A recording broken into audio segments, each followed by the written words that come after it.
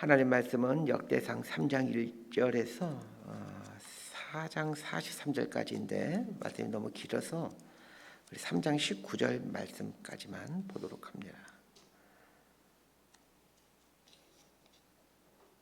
역대상 3장 1절부터 19절까지만 보도록 하겠습니다.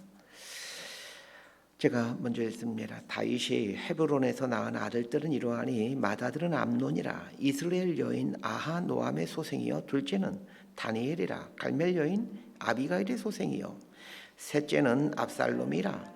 그수랑 달메의 딸 마가의 아들이요 넷째는 아도니아라 학기스의 아들이요 다섯째는 스바데라 아비달의 소생이요 여섯째는 이드르암이라. 다윗의 아내 에글라의 소생이니 이 여섯은 헤브론에서 낳았더라. 다윗이 거기서 7년 6개월 다스렸고 또 예루살렘에서 33년 다스렸으며 예루살렘에서 그가 낳은 아들들은 이러하니 시므아와 소밥과 나단과 솔로몬 네 사람은 다 암미엘의 딸 바수아의 소생이요 또 이팔과 엘리사마와 엘리벨렉과 노가와 네벡과 야비아와 엘리사마와 엘야다와 엘리벨렛 아홉 사람은 다 다윗의 아들이요 그들의 누이는 다말이며 이외에 또 소실의 아들이 있었더라. 솔로몬의 아들은 르호보암이요 그의 아들은 아비야요 그의 아들은 아사요 그의 아들은 요사밧이요 그의 아들은 요람이요 그의 아들은 아하시아요 그의 아들은 요아스요 그의 아들은 아마샤요 그의 아들은 아샤라요 그의 아들은 요담이요 그의 아들은 아하스요 그의 아들은 히스기야요 그의 아들은 므낫세요 그의 아들은 아몬이요 그의 아들은 요시아이며 요시아의 아들들은 맏아들 요하난과 둘째 여호야김과 셋째 시드기야와 넷째 살룸이요 요야김의 아들들은 그의 아들 여고냐 그의 아들 시드기야요 사로잡혀간 여고냐의 아들들은 그의 아들 스알디엘과 말기람과 수브다야와 세나살과 여가마와 호사마와 느자바요 19절 함께 했습니다. 부다의 아들들은 스룹바벨과 시므이요 스룹바벨의 아들은 무술람과 하나냐와 그의 매제 슬로밋과 역대기서의 기본적인 개관을 먼저 살펴보겠습니다. 역대기서를 쓴 배경을 알게 될 때 이 역대기서 내용 하나하나에 담긴 깊은 의도들을 알게 됩니다. 이 역대기서의 저자가 누구인지에 대해 확신 있게 말할 수는 없지만 학자들은 대체로 에스라를 지목하고 있습니다. 이 에스라는 2차 포로기한 때 귀환했던 학사 겸 제사장입니다. 2차 포로기한 연도가 BC 457년도입니다. BC 586년도에 남유다가 바벨론에게 멸망하였으니 에스라는 남유다가 멸망한 지 한 100년쯤 지나서 태어난 사람이라 할 수 있습니다. 에스라에 대해 이해의 폭을 넓히기 위해서는 세 차례에 걸친 포로 귀환 사건을 알아야 합니다. BC 586년에 남유다는 바벨론에게 패망하여 예루살렘은 회파되고 성전은 다 무너지지요. 또한 남유다의 대부분의 사람들은 바벨론의 포로로 끌려가고 소수의 사람들만이 이스라엘 땅에 남아 바벨론의 식민 통치를 받게 됩니다. 남유다가 바벨론의 식민 통치를 받던 중 BC 537년도에 아주 획기적인 사건이 일어나게 됩니다. 페르시아가 바벨론을 점령해버린 것입니다. 바벨론은 지금의 이라크라고 생각하면 되고 페르시아는 이란이라고 생각하시면 됩니다. 지금도 이란과 이라크가 사이가 좋지 않은데 이 사이가 좋지 않은 것은 조상 대대로 이 원수 관계로 지냈기 때문입니다. BC 537년도에 페르시아가 바벨론을 점령한 후 페르시아의 고레스 왕은 이스라엘 백성들에게 예루살렘으로 귀환하여 성전을 지으라는 칙령을 내립니다. 그러면서 바벨론에 빼앗아왔던 성전 기명들을 다 돌려주죠. 고레스 칙령에 따라 예루살렘에 귀환한 사람들을 1차 포로 귀환자들 이렇게 말하고 1차 포로 귀환의 지도자가 스룹바벨입니다. 오늘 본문의 3장 19절에 보면 이 스룹바벨이 등장하는데 이 사람이 1차 포로 귀환을 주도했던 사람입니다. 스룹바벨이 약 5만여 명의 사람들을 이끌고 예루살렘으로 귀환해서 성전을 짓게 됩니다. 그 성전을 스룹바벨 성전이라고 부릅니다. 물론 이 스룹바벨 성전은 솔로몬이 지었던 솔로몬 성전과는 비교할 수 없을 만큼 초라하였습니다. 그럼에도 성전을 다시 지음으로 성전을 회복했다는 것은 큰 의미를 갖고 있습니다. 역대기서의 저자로 알려진 에스라는 스룹바벨로부터 약 80년 정도 지나 활동했던 사람인데 2차 포로기한을 주도했던 사람입니다. 1차 포로기한의 지도자인 스룹바벨이 성전을 재건하는 일을 했다라면 2차 포로기한의 지도자인 에스라는 영적인 성전을 재건한 사람입니다. 이 에스라의 직업이 학사 겸 제사장입니다. 학사라는 말은 율법을 가르친 학자라고 이해하시면 됩니다. 에스라가 2차 포로기한의 지도자가 되어 예루살렘에 돌아와서 했던 일은 말씀을 가르친 일이었습니다. 성전을 지었다고 문제가 다 해결되는 것이 아닙니다. 영적인 성전을 세워가야 됩니다. 영적인 성전을 세워가는 일이 말씀을 가르치는 일입니다. 에스라가 말씀을 가르치기 위해 쓴 책이 역대기서라고 이해하시면 됩니다.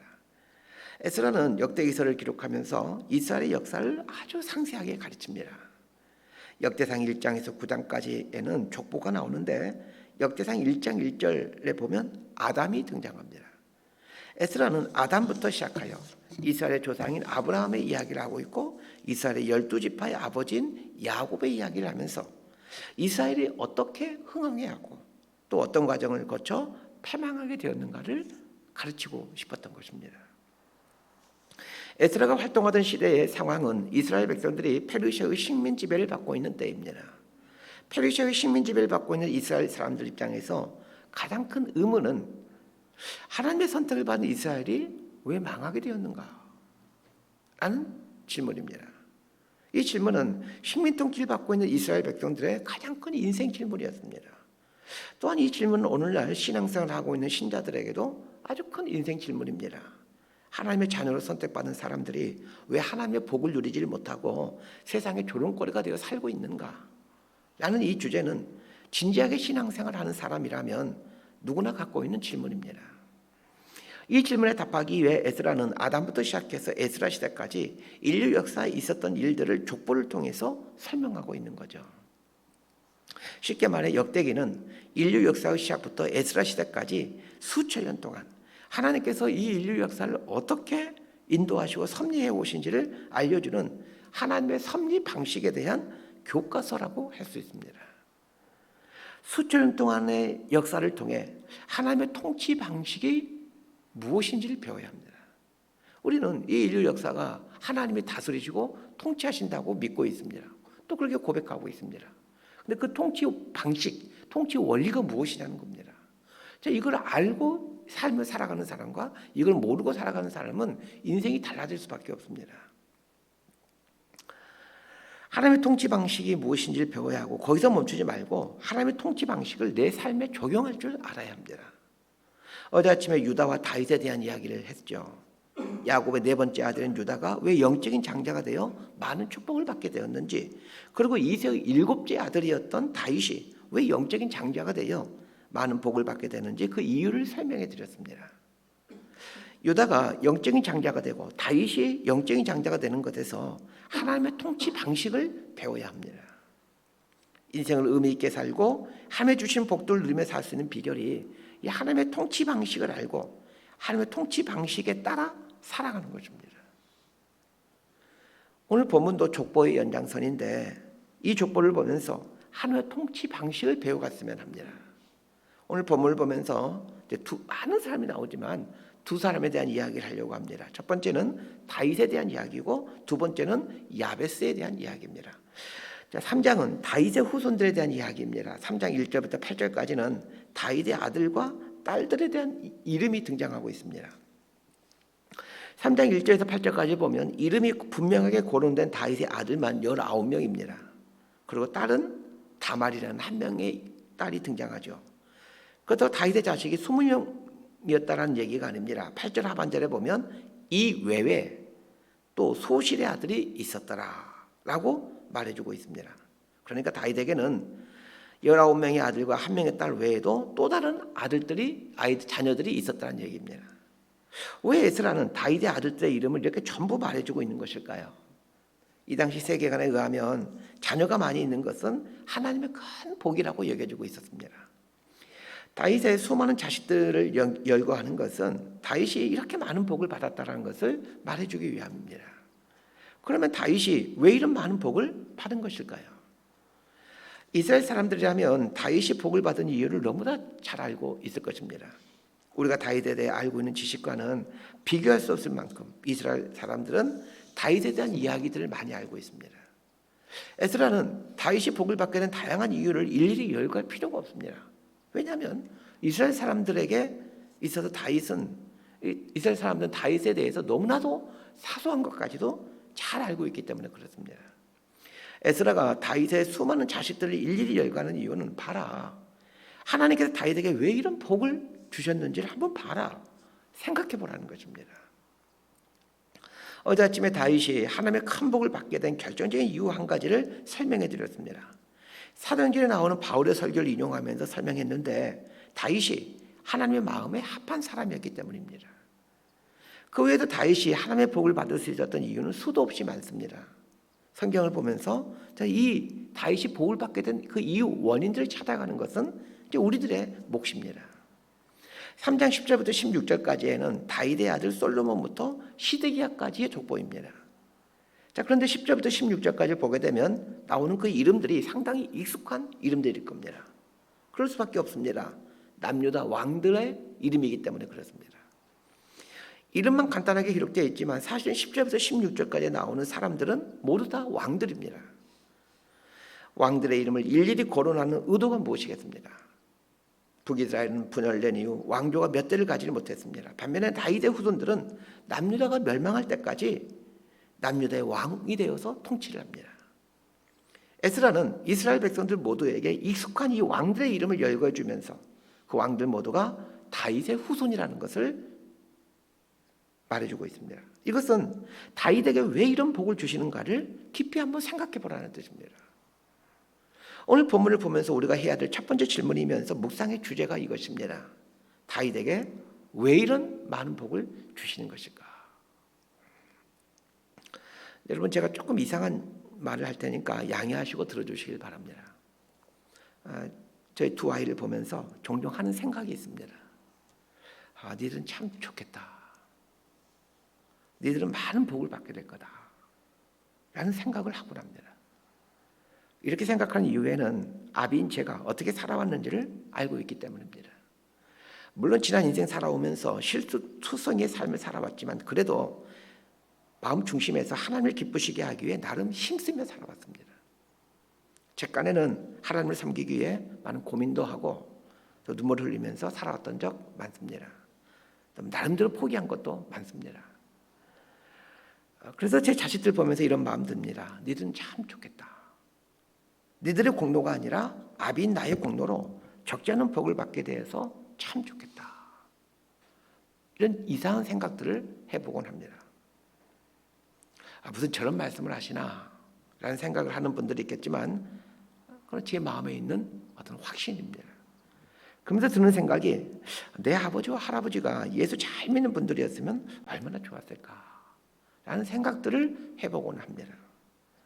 예수 잘 믿는 조상 때문에 후손들이 복을 받는다는 것, 그리고 악을 행하며 사는 조상 때문에 후손들이 저주를 받는다는 것에 대해 신학적으로 논란이 있기는 합니다. 고작해야 100년밖에 살지 못한 인생이기에 오랜 시간에 걸쳐 나타나는 이 하나님의 복과 저주를 쉽게 논할 수는 없지만, 그러나 짧은 시간으로는 100% 맞는 말은 아니지만 어느 정도는 맞다라는 생각이 들곤 합니다. 성경도 분명하게 하나님 말씀에 순종하는 자는 천대까지 은혜를 베풀겠다 라는 말씀을 하고 있지 않습니까? 여러분은 오늘 본문 3장 1절에서 16절까지 보면서 무슨 생각이 드십니까? 저는 이런 생각이 들었습니다. 다윗 같은 조상이 돼야 되겠다라는 생각입니다. 잘 알다시피 16절에 나오는 이제 시드기야를 끝으로 남유다는 바벨론에게 멸망당하고 바벨론을 포로로 끌려갑니다. 바벨론에게 멸망당한 이유가 무엇입니까? 여러 가지 이유가 있겠지만 솔로몬이 노년에 하나님을 떠난 것도 한 가지 이유일 것이고 왕위를 이은 왕들 중에서 악한 왕들이 나왔기 때문입니다. 남유다가 바벨론에게 멸망당한 이유는 남유다 백성들의 죄악 때문이기도 하고 다윗의 후손들 중에서 악하게 통치하는 왕들이 나타났기 때문이기도 합니다. 17절 이하부터는 남유다가 멸망당한 이후에 등장하는 다윗의 후손들의 이름인데 다윗의 후손 중에 스룹바벨이라는 사람이 등장합니다. 소도에서 간단하게 말씀드렸듯이 이 스룹바벨에 의해 성전이 다시 재건됩니다. 이런 걸 보면 하나님께서 다윗을 얼마나 사랑하시는지, 다윗을 사랑하셔서 다윗의 후손들을 또 귀하게 사용하고 있는 것을 보게 됩니다. 우리도 이런 욕심 내야 하지 않겠습니까? 두 번째로 살펴볼 사람은 야베스라는 사람입니다. 오래전에 한동안 야베스의 기도라는 말이 유행한 적이 있습니다. 야베스와 관련해서 책도 나오고 또 복음성가도 만들어졌습니다. 야베스는 다윗보다 훨씬 윗세대 사람입니다. 야베스 역시 유다의 후손이지만 다윗의 직속 조상은 아닙니다. 유다가 며느리 다말과 관계하여 쌍둥이 아들을 낳게 되는데 베레스와 세라는 아들을 낳게 됩니다. 다윗은 이 베레스의 후손이죠. 반면에 야베스는 유다의 또 다른 아들이었던 소발이라는 사람의 후손입니다. 그러니까 야베스와 다윗은 같은 유다 지파이긴 하지만 야베스가 다윗의 직계 조상은 아닙니다. 자, 4장 9절에서 12절까지 말씀 함께 보도록 하겠습니다. 시작. 야베스는 그의 형제보다 귀중한 자라. 그의 어머니가 이름하여 이르되 야베스라 하였으니 이는 내가 수고로이 낳았다 함이었더라. 야베스가 이스라엘 하나님께 아뢰어 이르되 주께서 내게 복을 주시려거든 나의 지역을 넓히시고 주의 손으로 나를 도우사 나로 환난을 벗어나 내게 근심이 없게 하옵소서 하였더니 하나님이 그가 구하는 것을 허락하셨더라. 이 야베스에 대한 이야기는 우리들에게 희망을 줍니다. 특히 저주 속에 살아온 사람들에게 아주 큰 희망을 줍니다. 이 4장 9절을 보면 야베스라는 이 이름의 뜻이 나옵니다. 야베스라는 말의 뜻은 고통의 아들이라는 뜻입니다. 자식의 이름을 고통의 아들이라고 짓는 부모는 없을 것입니다. 특히 헤브라이즘 세계관에서 이름은 상당한 의미를 갖고 있기에 이스라엘 사람들은 이름을 지을 때 굉장히 신중합니다. 그런데 야베스는 고통의 아들이라는 좀 이해할 수 없는 뜻을 가지고 있습니다. 이것은 야베스가 태어날 때 상당한 고통을 겪었다는 것을 짐작하게 해줍니다. 학자들에 의하면 야베스가 유복자로 태어났다고 합니다. 태중에 있을 때에 그 아버지가 죽게 되는데 가정 형편이 많이 어려웠던 것으로 짐작이 됩니다. 오죽했으면 야베스의 어머니가 야베스를 출산하면서 고통의 아들이라고 이름을 지었겠습니까? 이것은 인간적으로 보게 되면 이제 야베스는 비참하고 아주 저주받은 인생을 살 수밖에 없는 이런 환경 속에서 태어났고 자랐다라는 그런 뜻입니다. 그런데 저주의 인생을 살 수밖에 없었던 야베스가 아주 크고 존귀한 자가 됩니다. 이렇게 될 수 있었던 이유를 성경은 자세히 설명하고 있지는 않지만 성경은 딱 한 가지 힌트를 주고 있습니다. 10절에서 이렇게 말하고 있습니다. 야베스가 이스라엘 하나님께 아뢰어 이르되 주께서 내게 복을 주시려거든 나의 지역을 넓히시고 주의 손으로 나를 도우사 나를 환난을 벗어나 내게 근심이 없게 하옵소서 하였더니 하나님이 그가 구하는 것을 허락하셨더라. 이 구절 외에는 그 저주의 인생을 살 수밖에 없었던 야베스가 존귀한 자로 살아가게 된 이유를 설명하고 있는 구절은 없습니다. 그렇다면 우리 역시 이 야베스의 기도를 우리 인생으로 가져오는 게 중요하다는 것을 알게 됩니다. 그런 면에서 우리도 이 야베스의 기도를 우리의 기도로 가져왔으면 합니다. 그런데 중요한 게 있습니다. 기도는 말로만 하는 것이 기도가 아닙니다. 며칠 전에 이 빌립보서 말씀을 전하면서 행동하는 기도에 대한 이야기를 한 적이 있습니다. 기도의 가장 높은 수준은 행동하는 기도입니다. 기도는 말로 시작하지만 행동으로 마치게 됩니다. 그런 면에서 야베스의 기도를 말로만 끝내지 말고 우리 행동으로 옮기는, 즉 행동하는 기도로 만들어갔으면 합니다. 야베스의 기도 내용이 무엇입니까? 나의 지역을 넓히시고, 이게 첫 번째 내용입니다. 예전 번역에서는 나의 지경을 넓히시고 이렇게 나와 있습니다. 내 인생의 지경을 넓히기 위해서는 하나님을 의지하고 모험해야만 가능합니다. 말로만 내 지경을 넓혀주십시오 한다고 내 지경이 넓어지는 것이 아닙니다. 지경이 넓어지기 위해서는 하나님을 의지하여 모험을 해야 됩니다. 그래야 지경이 넓어지죠. 그런 면에서 지역이 넓어진다, 지경이 넓어진다라는 말은 하나님을 온전히 신뢰하고 그 하나님 믿고 도전하는 삶을 살겠다는 뜻입니다. 주의 손으로 나를 도우사 라는 말도 같은 말입니다.